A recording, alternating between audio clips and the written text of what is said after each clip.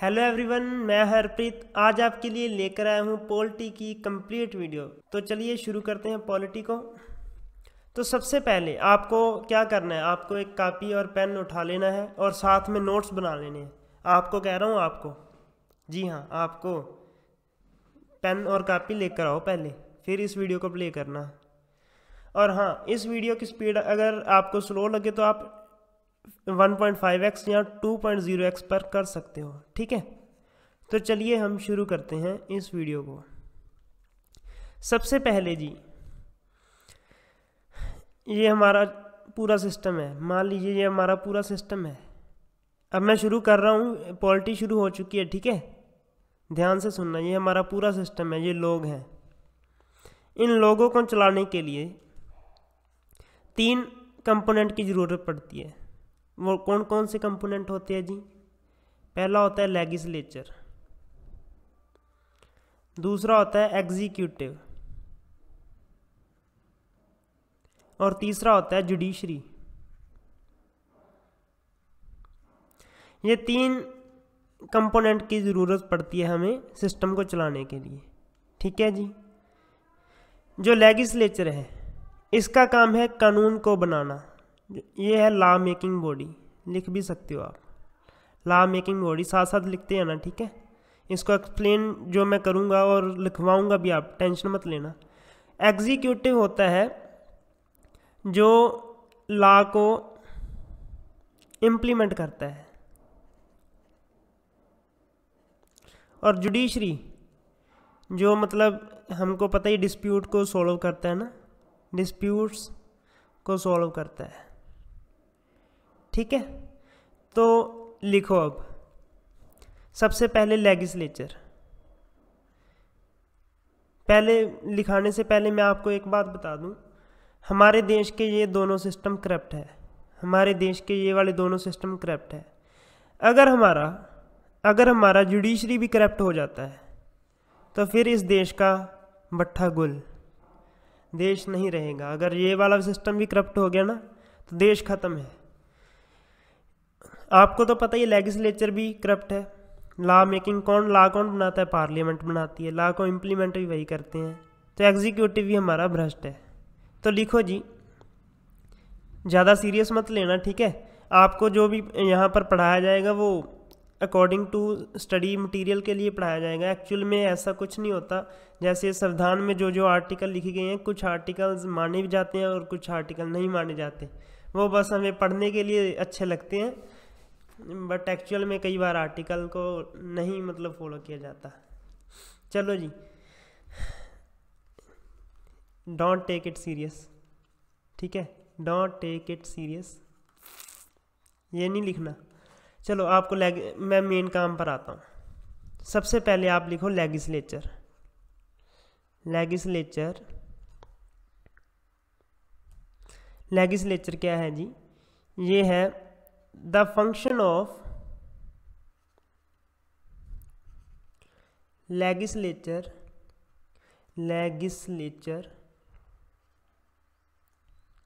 is to make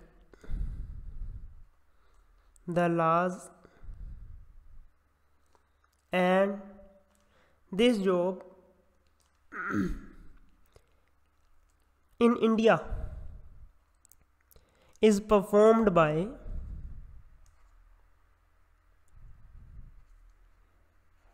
parliament, ठीक है। ये हमारा पहले लेजिस्लेचर हो गया। और दूसरा है, आपको हेडिंग क्या बनानी है? ये क्या चीज़ लिख रहे हो? आपको लिखना है in order to run the society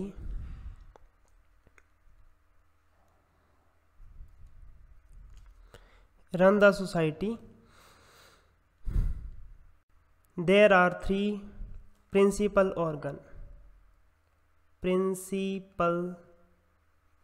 organs। पहला हमारा आएगा लेजिस्लेचर। दूसरा कौन सा है? बोलना है कौन सा है दूसरा था जी हमारा executive. Executive. The executive is responsible for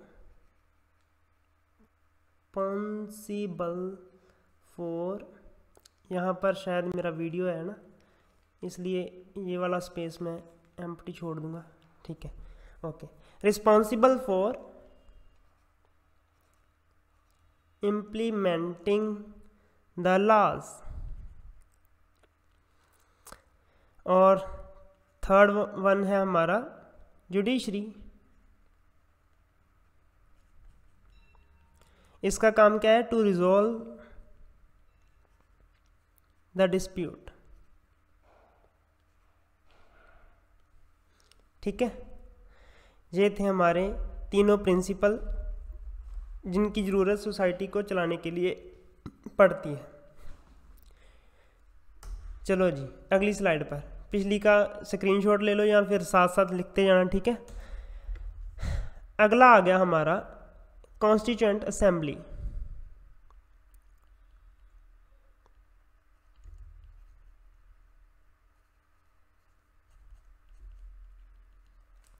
जिसको हम सीए भी बोला जाता है, ठीक है। मैं सीए बोलूँगा आगे जाकर, ठीक है। कॉन्स्टिट्यूएंट असेंबली को मैं सीए बोलूँगा। कॉन्स्टिट्यूएंट असेंबली कब बनी? 1946 को, ठीक है। कैबिनेट मिशन प्लान तैयार हुआ था, वो कौन लेकर आया था वो भी मैं बताऊंगा। कैबिनेट मिशन प्लान के अंडर ये बनी थी। तो कौन लेकर आया था कैबिनेट? लंदन से 3 बंदे आए थे। कौन कौन? एवी अलेक्जेंडर,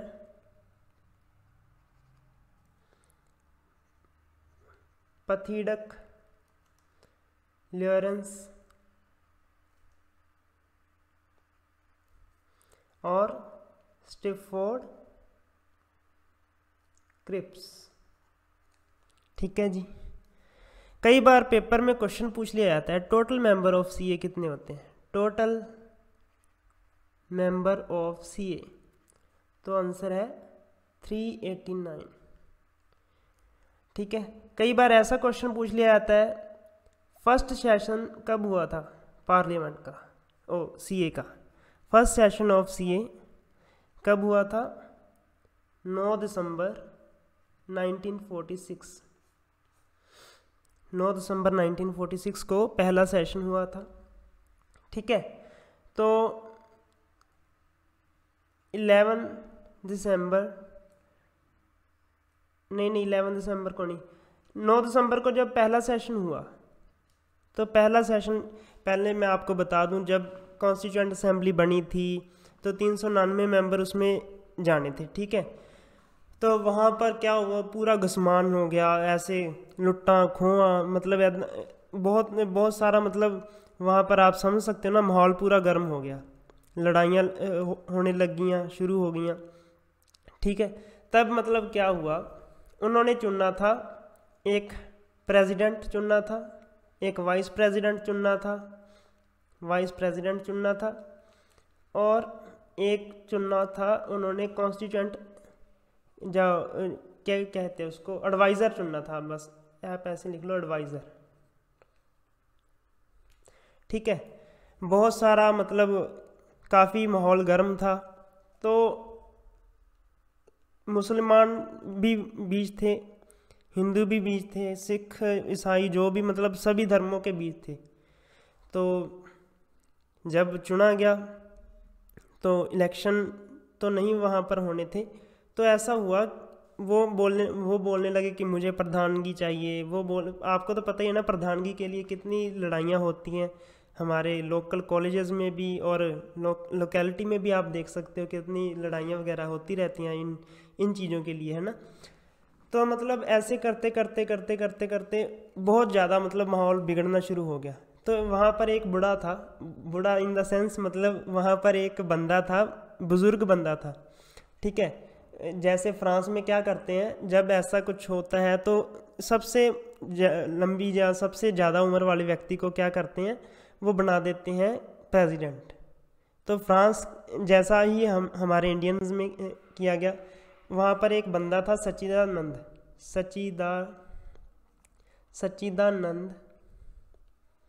सिन्हा,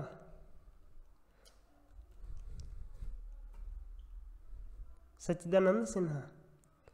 तो याद रखने के लिए आप ऐसे भी, जैसे हमारे पंजाबी में बोलते हैं सच्ची होए मैनू प्रधान बनाता, सच्ची, तो ऐसे आप सच्चिदानंद सिन्हा जी को याद रख सकते हो, सच्चिदानंद सिन्हा। ठीक है, तो अगर क्वेश्चन बन जाता है, अगला क्वेश्चन लिख लो जी, ये नोट कर लेना। ठीक है, सच्चिदानंद सिन्हा फर्स्ट प्रेसिडेंट थे। तो ऐसा क्या हुआ, जब उसको पता लगा सच्चिदानंद सिन्हा को, सच्चिदानंद सिन्हा जी को जब पता लगा कि मुझे प्रधानगी मिल गई, वो क्योंकि साइड में बैठे हुए थे, और साइड में क्या बैठे हुए थे, वो देख रहे थे यार क्या हो रहा है ना, कि चल क्या रहा है। तो सच्चिदानंद सिन्हा जी को जब प्रधानगी के बारे में पता लगा कि मुझे सच्ची मैंने बना था प्रधान, मुझे प्रधानगी मिल गई, तो वो उनको हार्ट अटैक आ गया, तो वो क्या हो गया, उनकी डेथ हो गई वो तब। तो फिर क्या हुआ, कंडीशन फिर गर्म हो गई। जब कंडीशन नॉर्मलाइज हुई, कंडीशन नॉर्मलाइजेशन के बाद, तो कब हुई कंडीशन नॉर्मलाइज, 11 दिसंबर 1946 को जब कंडीशन नॉर्मलाइज हुई, तो प्रेसिडेंट किसको बनाया गया, प्रेसिडेंट बना राजेंद्र प्रसाद जी। ठीक है, तो वाइस प्रेसिडेंट किसको बनाया गया, वाइस प्रेसिडेंट थे तब H.C. मुखर्जी, H.C. मुखर्जी ये बने वाइस प्रेसिडेंट। एक होता है कॉन्स्टिट्यूशनल एडवाइज़र, तो ये बने, कौन बना, B.N. राव। ठीक है, तो ये थी सच्चिदानंद जी की स्टोरी। पहले 9 दिसंबर को जब इनको बनाया गया, तो आप याद कर लेना, कंडीशन फिर गर्म हो गया, और 11 दिसंबर को ये पक्का प्रधान है। ये पहले वो कच्चा था बंदा, ये वाला बंदा कच्चा था, टेम्परेरी। ठीक है, तो कई बार पेपर में क्वेश्चन आ जाता है कि टोटल जो सेशन कितने हुए, तो टोटल सेशन ऑफ CA हुए 11। ठीक है, तो एक अब इम्पोर्टेंट कुछ पॉइंट लिखाने जा रहा हूँ, वो आप नोट कर लेना। ठीक है, साथ साथ बाद में मैं कमेटीज़ भी लिखवाऊँगा। ऑन 13 दिसंबर 1946 जवाहरलाल नेहरू, मैंने शॉर्ट में लिख दिया, Jawaharlal Nehru passed objective resolution in CA in constituent assembly. तो जवाहरलाल नेहरू जी ने पास किया 13 दिसंबर 1946 को, क्या पास किया, ऑब्जेक्टिव रेजोल्यूशन। ठीक है, और कमेटी कितनी है, there were 22 committees of CA। ठीक है, तो पहली है यूनियन पावर कमेटी,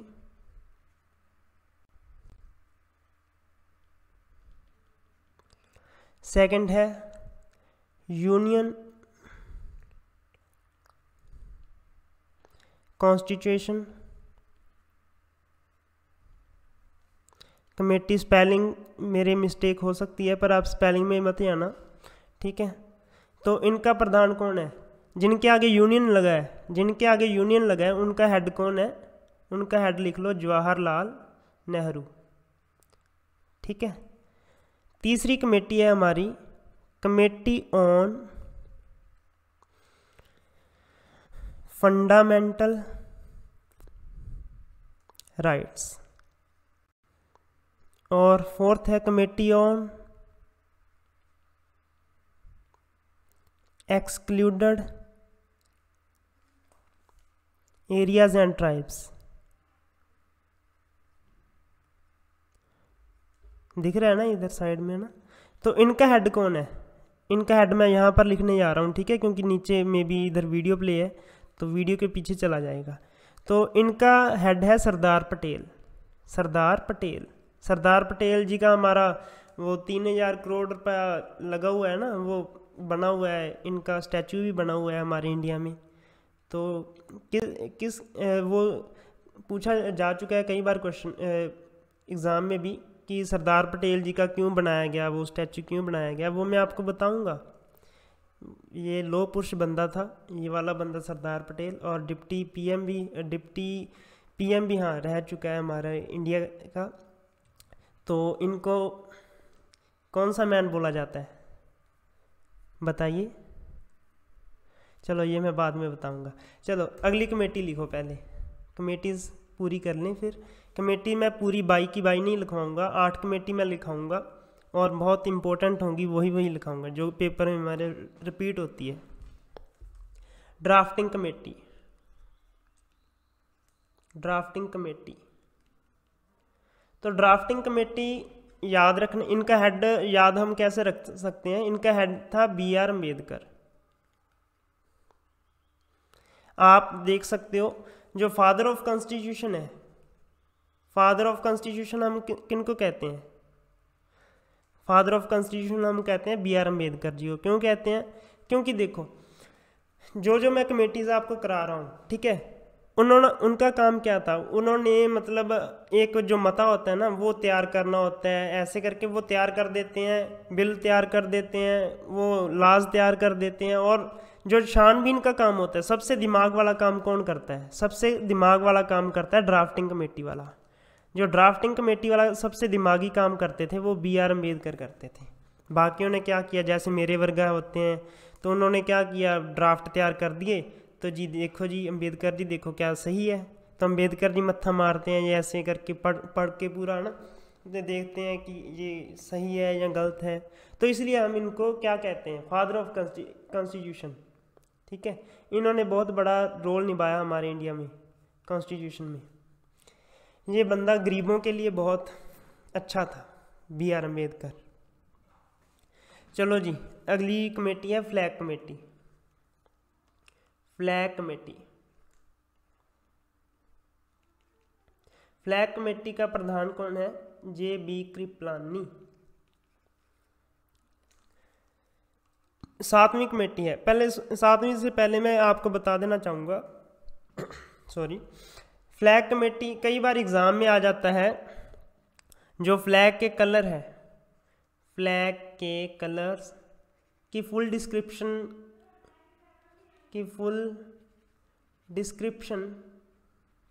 किसने दी?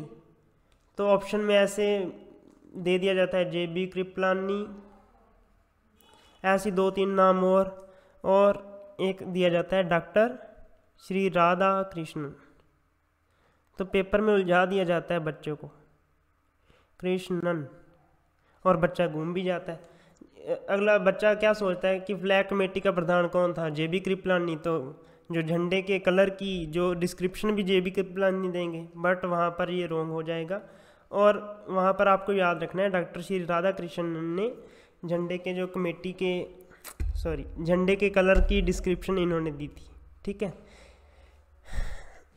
अब आती है 7वीं कमेटी, हाउस कमेटी। तो इनका प्रधान था पताबी सीतारमैया।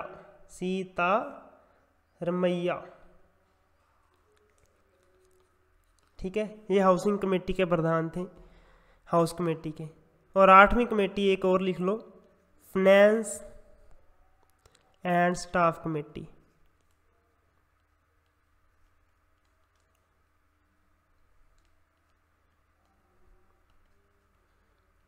तो इनका प्रधान हमारे प्रेसिडेंट खुद ही बने, राजेंद्र प्रसाद। ठीक है, तो ये नोट कर लीजिए आप। पेपर में कई बार अब क्वेश्चन आ जाता है, जो हमारा कॉन्स्टिट्यूशन है, ठीक है, उसको कितना टाइम लगा बनने में, कितना टाइम लगा? तो कॉन्स्टिट्यूएंट असेंबली का टाइम था, CA took 2 year 11 month and 18 days. तो इतना टाइम लगा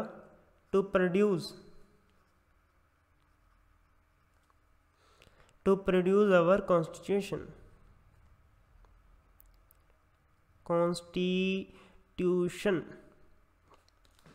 ठीक है, अब मैं आपको लिखाने जा रहा हूँ इम्पोर्टेंट डेट्स। आपको ये वाली वीडियो में मैं ज़्यादा एक्सप्लेन इसलिए नहीं कर रहा है क्योंकि एक्सप्लेन करने वाली बातें नहीं है यार, ये एक्सप्लेन करने वाली बातें नहीं है, याद करने वाली बातें हैं। तो आप बस नोट्स बनाते जाएं अच्छे तरीके से। इम्पोर्टेंट डेट्स, एक मिनट इधर मेरी वीडियो आ रही है ना पीछे, तो आपको नहीं दिख रहा होगा। ये बच्चों मैंने ये वाला लिखा है डॉक्टर राधा कृष्णन। ठीक है, इधर लिख देता हूँ मैं, डॉक्टर श्री राधा कृष्णन।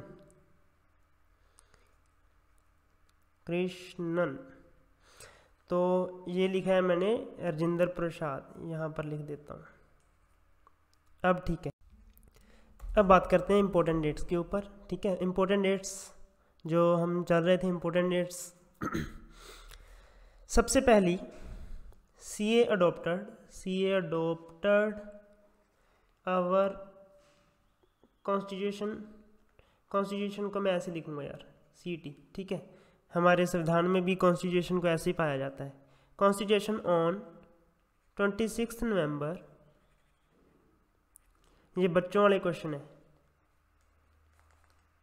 1949। हमारा जो संविधान है वो तैयार हुआ था 26 नवंबर 1949 को, और लागू कब हुआ था? अगर ये पूछ लिया जाए कम इनटू फोर्स, तो आपका आंसर आएगा 26 जनवरी 1950। अगर पूछ लिया जाए अडॉप्ट कब किया, तो फिर आ जाएगा 26 नवंबर 1949। ठीक है, सेकंड लिखो, एक मिनट, इसके साथ ही लिख लो चलो। But it come into force on 26 January 1950। एक मिनट बच्चों, एक मिनट।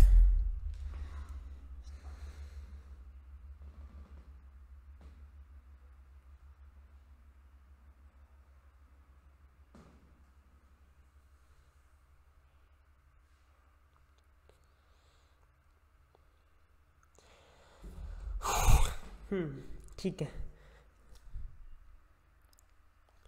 CA सेकंड लिखो, CA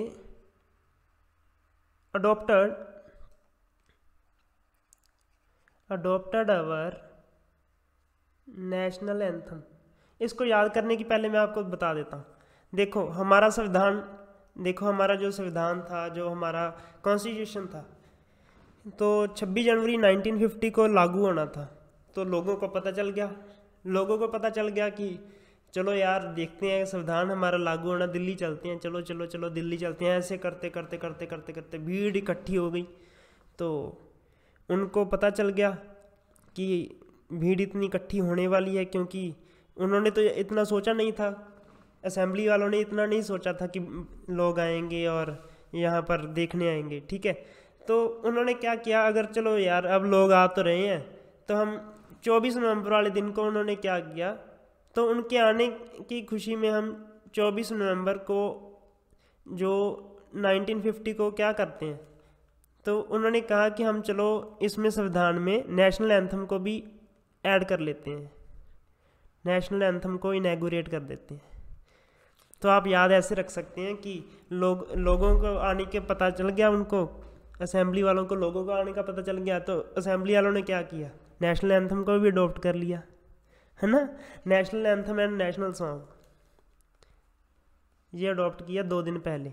तो तैयारियां फिर उनको भी करनी थी कि लोग आ रहे हैं, कुछ ना कुछ तो उनको दिखाना ही पड़ेगा, अब भाई संविधान लागू हो रहा है। चलो तीसरा देखो, तो अगला पॉइंट भी थोड़ा सा मैं स्टोरी टाइप बनाने की कोशिश करता हूँ। ठीक है, क्या हुआ, 26 जनवरी 1950 को लोगों ने जश्न मनाया पूरा कि हाँ यार संविधान लागू हो गया, और शराब पी ली, बहुत ज़्यादा शराब पी ली। और अगले दिन क्या हुआ, लड़ाई हो गई, बहुत ज़्यादा लड़ाई हो गई। फिर जब लड़ाई हो गई तो यार सोचा उन्होंने कि ये तो काम बहुत ज़्यादा बिगड़ रहा है, कॉन्स्टिट्यूएंट असेंबली ने सोचा कि यार काम तो बहुत ज़्यादा बिगड़ रहा है, और फिर उन्होंने क्या किया, डिस्प्यूट को रिजॉल्व करने के लिए 28 जनवरी 1950 को क्या अडॉप्ट कर लिया, कर लिया, तो सुप्रीम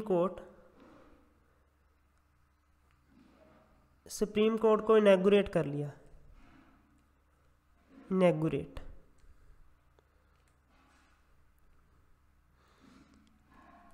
ठीक है, सुप्रीम कोर्ट को इन्होंने इनैगुरेट कर लिया। तो समझ लग गई। अगली डेट लिखो, CA adopted our national flag, ये कब किया, 22 जुलाई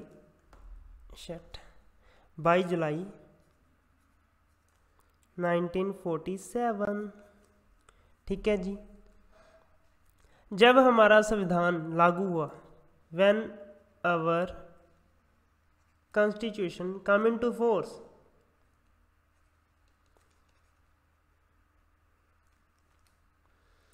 on 26 January 1950, it contains 395 articles. तब इसमें आर्टिकल थे 395 और बाई पार्ट्स एंड 8 शेड्यूल। अगर पूछ लिया जाए आज कितने हैं, तो आज हैं जी 450 आर्टिकल, 25 पार्ट और शेड्यूल हैं 12, ये प्रेजेंट है, ठीक है। तो चलिए जी, अब हम बात करते हैं शेड्यूल्स की। शेड्यूल जैसे सीरियल वाइज ही आपको याद करने हैं, ठीक है। शेड्यूल्स ऑफ इंडियन कॉन्स्टिट्यूशन, संविधान की हम अभी सूचियां देखने जा रहे हैं। तो सबसे पहले पहली सूची क्या है, पहला शेड्यूल क्या है, list of states and UTs. UT होती है यूनियन टेरिटरी, ठीक है। आज के दिन कितने हैं, 28 स्टेट्स हैं और 8 हमारी यूटीज हैं। सेकंड शेड्यूल में क्या लिखा है, सेकंड शेड्यूल में लिखा है जिसके लिए आज मैं पढ़ा रहा हूँ और जिसके लिए आप पढ़ रहे हो और जिसके लिए आगे भी जाकर आप काम करोगे। तो सेकंड शेड्यूल में है सैलरीज के लिए मैं काम कर रहा हूँ, सैलरी के लिए आप काम कर रहे हो, है ना, सैलरीज। तो तीसरे नंबर पर क्या आती है, तीसरे नंबर पर वो आती है जो आप रेगुलर खाते रहते हो। बताओ आप रेगुलर क्या खाते हो, चावल, दाल, रोटी? नहीं जी, तीसरे नंबर पर आती हैं कस्में, जो आप खाते रहते हो, मुझे उसकी कसम। तो तीसरे नंबर पर आती है forms of oath and affirmation. Fourth number पर एलोकेशन ऑफ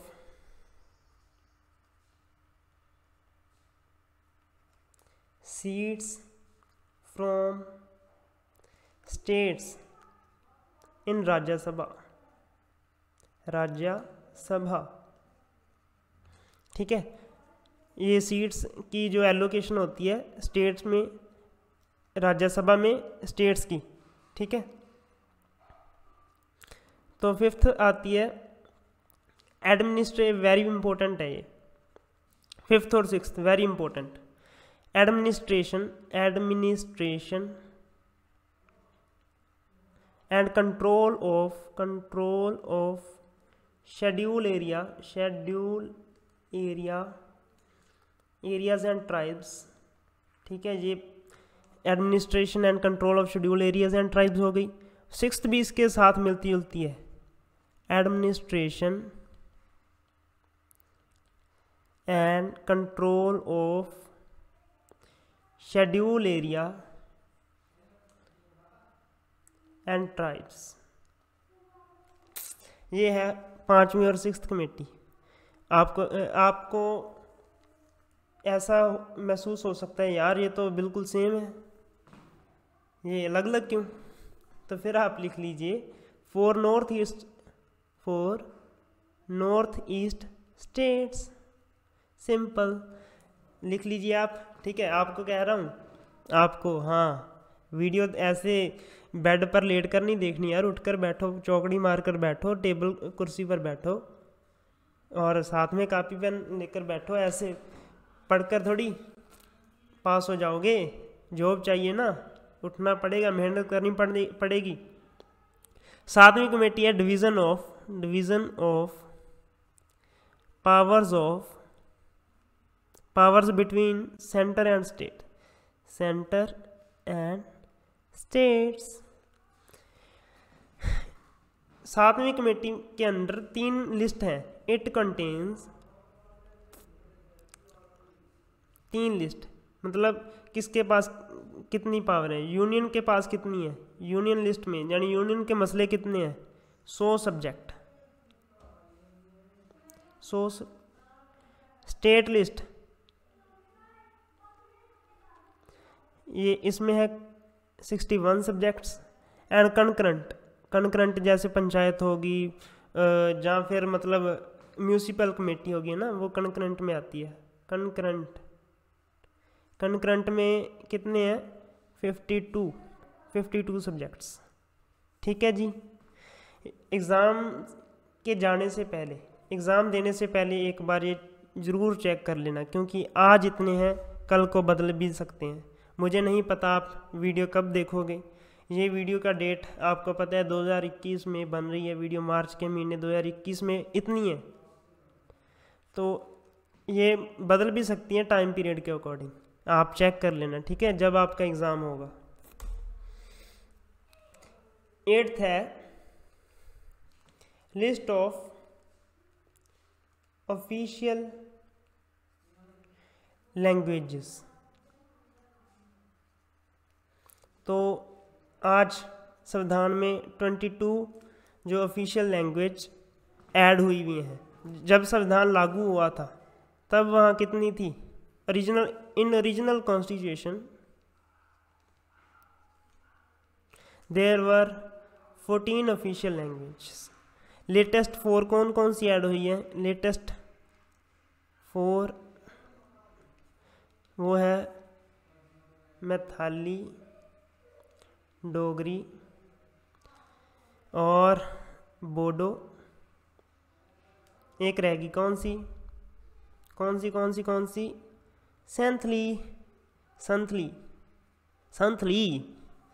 संथली। ठीक है, तो ये कौन सी अमेंडमेंट के तहत ऐड हुई है, ये ऐड हुई है 19 अमेंडमेंट 2003। अमेंडमेंट बहुत ज़्यादा ज़रूरी है। जब आप अमेंडमेंट याद करने लगो ना, जैसे ये अमेंडमेंट है, आपको ऐसे नहीं याद करना 19 अमेंडमेंट। 19 अमेंडमेंट के साथ इसका जो ईयर है ये भी याद रखना है आपको, ये कब हुई, क्योंकि क्वेश्चन कई बार ऐसे ही आ जाता है 19 अमेंडमेंट कब हुई, जी हाँ 2003 को हुई। ये ज़रूरी है। अगर आप ओनली अमेंडमेंट याद करोगे, ईयर नहीं याद करोगे, तो आपको 1 से 2 क्वेश्चन ऐसे ही मतलब पीछे रह जाओगे यार। मैं नहीं चाहता कि आप रह जाओ, ठीक है। अमेंडमेंट के साथ हमेशा ईयर पढ़ना ही पढ़ना है, ये स्टार मार कर लिख लो। Amendment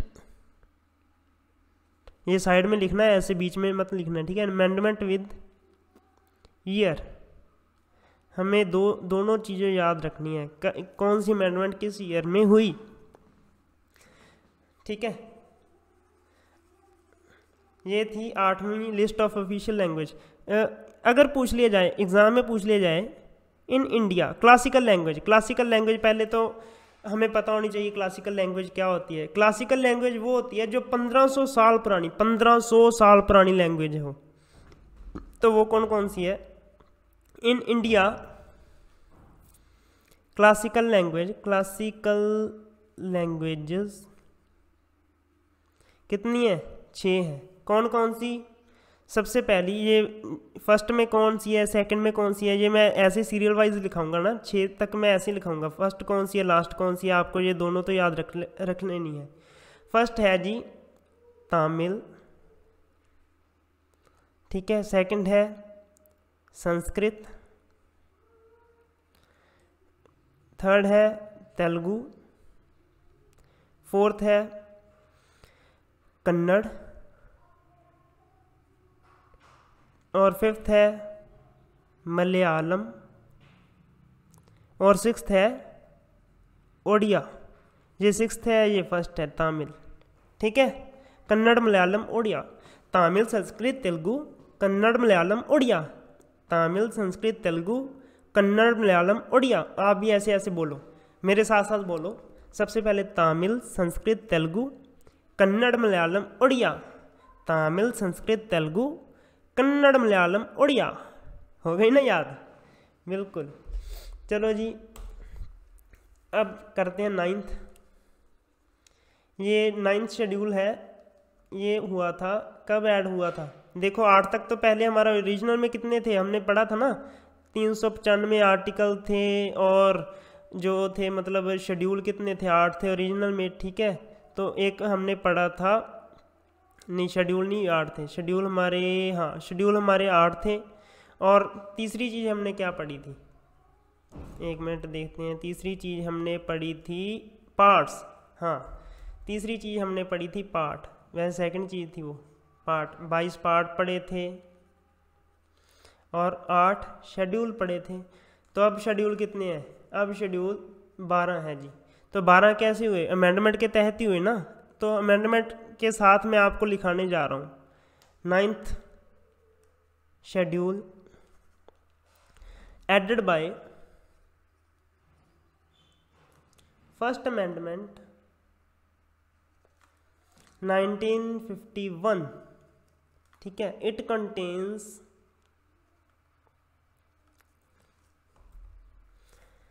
the provision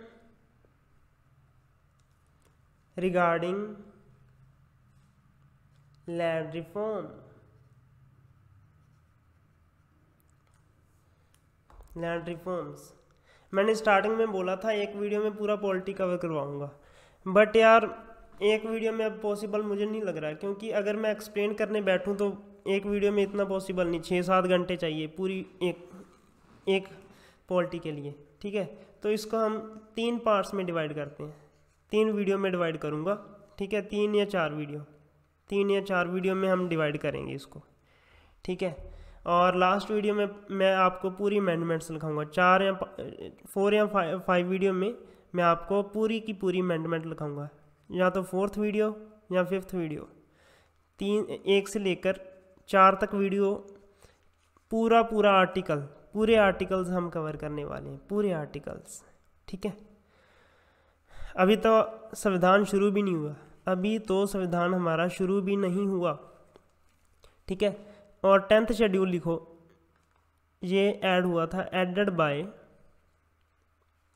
52nd amendment 1985। It contains provision regarding disqualification of a member on the grounds of defection, ठीक है। 11th शेड्यूल लिखो, 11th schedule added by 73rd amendment 1992। It contains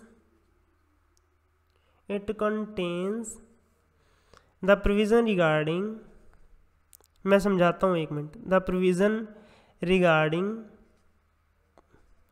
panchayat. हमने पहले 7वीं में क्या पढ़ा था, 7वीं यानी 7वीं शेड्यूल में क्या पढ़ा था, 7वीं सूची में क्या पढ़ा था, हमने पढ़ा था कंकरेंट के मसले कितने होते हैं, कंकरेंट के जो सब्जेक्ट होते हैं 52 होते हैं। 52 में से 29 जो होते हैं पंचायत को होते हैं, ठीक है। 52 में से 29 किसको होते हैं, पंचायत को होते हैं। और 12th शेड्यूल ये कब ऐड हुआ, added by 74th amendment 1919 second. It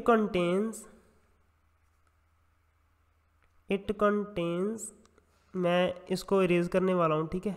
erase कर दूँ कि रहन दूँ, नहीं रहन दूँ, ठीक है। अगली स्लाइड में ले लेता हूँ, ये आपको मैं नोट्स यही दे दूँगा, कोई चक्कर नहीं। It contains the provision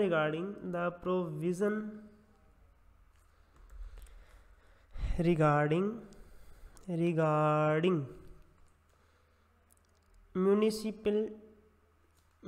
municipalities, कैसे बोलते हैं इसको, म्यूनिसिपैलिटीज़ इसके पास है 8 सब्जेक्ट, ये ब्रैकेट में लिख लेना, ठीक है। 8 सब्जेक्ट्स। कई बार क्या होता है ना, कंप्यूटर में ऐसे लिखते हैं, लैपटॉप मेरे सामने है और मैं इस पैड के ज़रिए लिख रहा हूँ, इस पैड के ज़रिए, तो ऐसे सही तरीके से कई बार लिखा नहीं जाता, ये फिसल जाता है पेन, ये बहुत स्लिपरी है क्योंकि मैंने लैमिनेशन किया हुआ है इसको, ठीक है। ये पैड के ज़रिए मैं लिखता हूँ, इसको मैंने लैमिनेशन किया हुआ है, इसलिए ये स्लिपरी है लैमिनेशन के चलते। कोई ना, जब लैमिनेशन उतार दूंगा तो राइटिंग में थोड़ा सा सुधार हो जाएगा। तो अब हम शुरू करने जा रहे हैं कॉन्स्टिट्यूशन, जिसको मैं ऐसे लिखा करूँगा CT, ठीक है। तो कॉन्स्टिट्यूशन का सबसे पहले आता है प्रीएम्बल, जिसको प्रस्तावना भी बोला जाता है, पंजाबी में भी इसको प्रस्तावना बोला जाता है, प्रस्तावना, ठीक है। तो it is introduction of our CT, our constituents की ये क्या है, हमारी इंट्रोडक्शन है जी। ये क्या है, प्रेम्बल क्या है, ये हम शुरू से NCERT की बुक्स में पढ़ते आ रहे हैं। क्या है प्रीएम्बल, फ्रंट पेज पर लिखा होता है ना, we the people of India have solemnly, ये क्या स्पेलिंग है उसके, सोलेमनली, ये ऐसी है ना, solemnly resolve to constitute India into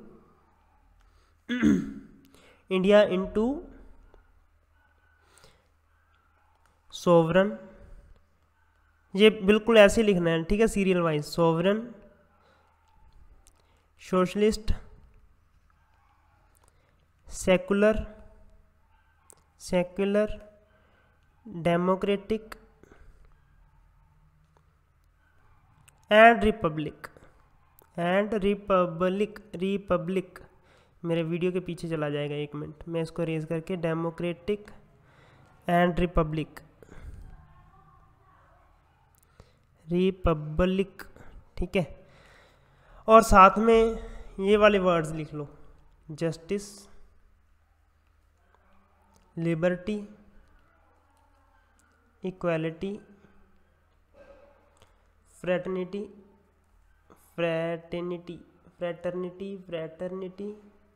and integrity, ठीक है। जो ये वाले वर्ड हैं सोशलिस्ट, सेकुलर और डेमोक्रेटिक, ये वाले ओरिजिनल वाले में नहीं थे, ठीक है।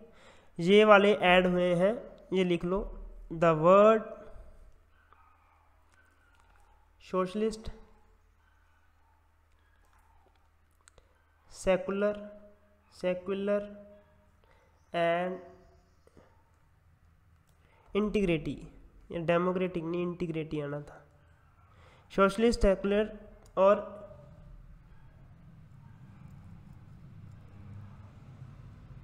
इंटीग्रिटी, हाँ इंटीग्रिटी, सोशलिस्ट सेकुलर और इंटीग्रिटी। इंटीग्रिटी किधर है? इंटीग्रिटी इधर है, ये वाला socialist secular and integrity were not in original constitution.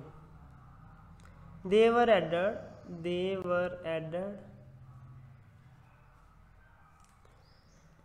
42nd amendment कब हुई थी? 1976 को। ठीक है, ये थे आज की वीडियो में, बस इतना ही रखता हूँ। ठीक है, और प्रियम्बल के कुछ मैं इंपॉर्टेंट चीज़ें लिखा देता हूँ। The preamble is designed by Beohar Ram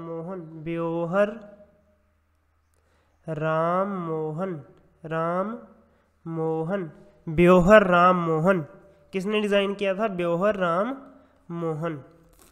ठीक है, और एक बात और जो we the people of India, ये वी द पीपल, ये तीनों वर्ड हमने कॉपी किया है यूएस के कॉन्स्टिट्यूशन में।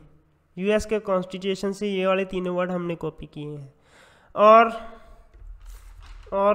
क्या है इसमें? लिबर्टी, इक्वालिटी एंड फर्टिनिटी, ये हमने लिया था फ्रांस से लिया था, ये फ्रेंच रेवोल्यूशन। ठीक है, और प्रेम्बल के कुछ और important point like famous comment में लिखने जा रहा हूँ अब। फेमस कमेंट्स, तो सबसे पहले ठाकुरदास भार्गव जी क्या कहते हैं? ये कहते हैं ये प्रेम्बल क्या है? सोल ऑफ कॉन्स्टिट्यूशन, मतलब संविधान की आत्मा है जो प्रेम्बल। तो N A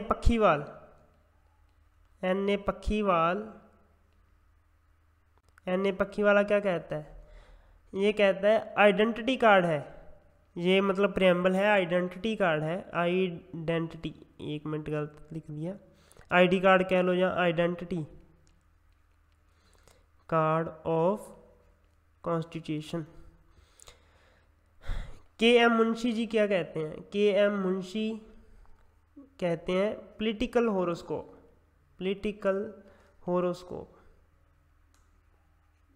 horoscope of constitution. Horoscope क्या होता है? जैसे हम राशि वगैरह देखते हैं, किसी की सिंह है, किसी की क्या है, किसी की कर्क है, मिथुन है ना, वो देखते हैं ना हम, हॉरोस्कोप देखते हैं, वही है। मतलब के.एम. मुंशी जी क्या कहते हैं? के.एम. मुंशी कहता है कि ये पॉलिटिकल हॉरोस्कोप है कॉन्स्टिट्यूशन का। एक दो बहुत इंपॉर्टेंट केस लिखाने जा रहा हूँ। सबसे पहले Berubari case,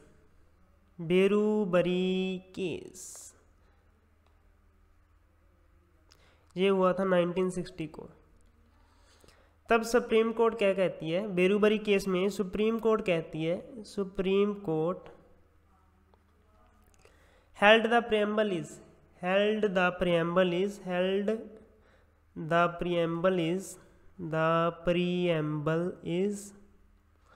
not the part of constitution but in, अगला केस, मतलब सुप्रीम कोर्ट क्या कहती है बेरूबरी में? प्रेम्बल संविधान का पार्ट नहीं है। और केशव नंदा भारती केस में क्या कहती है? केशव नंदा भारती केस, वो अपना बयान बदल लेती है 1973 को। तब सुप्रीम कोर्ट फिर से प्रियम्बल को संविधान का पार्ट ऐड करने लग जाती है। पहले वो संविधान के पार्ट में नहीं रखती, ठीक है, और सुप्रीम कोर्ट बाद में फिर अलाउ कर देती है, ऐड कर लेती है। प्रियम्बल इज द मतलब part of CT। SC declared, SC है supreme court, SC declared, sorry पीछे मेरा वीडियो आ गया, एक मिनट, ये भी यहाँ दिख रहा है ना, यहाँ पर वीडियो हो सकता है। बट इन, ये मैंने लिखा है बट इन, इधर लिख लेता हूँ बट इन, ठीक है। इन 1973 में जब केशवानंदा भारती केस हुआ था तो supreme court declared preamble is part of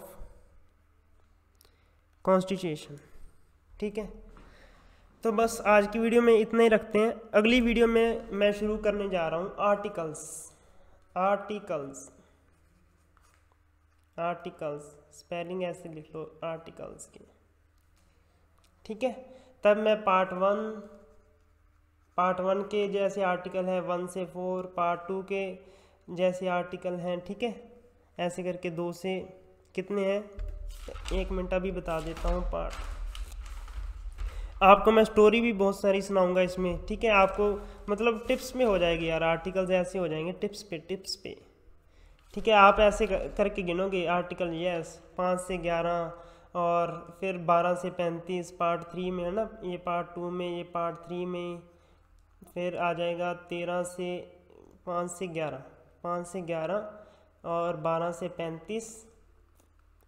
फिर पार्ट 4 में कितने आ जाएंगे, पार्ट 4 में आ जाएंगे 36 से लेकर 51 तक। ऐसे करके हम चलते जाएंगे तो फिर हमारा आर्टिकल ख़त्म हो जाएगा। और पार्ट 5 में कितने आ जाएंगे, 36 से 50 है यार, 36 से 50 और 51 से लेकर 152 तो 152 51 नहीं है। ठीक है, ऐसे करके बस चलता जाएगा और हमारा संविधान 1 से 3 वीडियो तक पूरा ख़त्म हो जाएगा। ठीक है, चलो जी, मिलता हूँ अगली वीडियो में।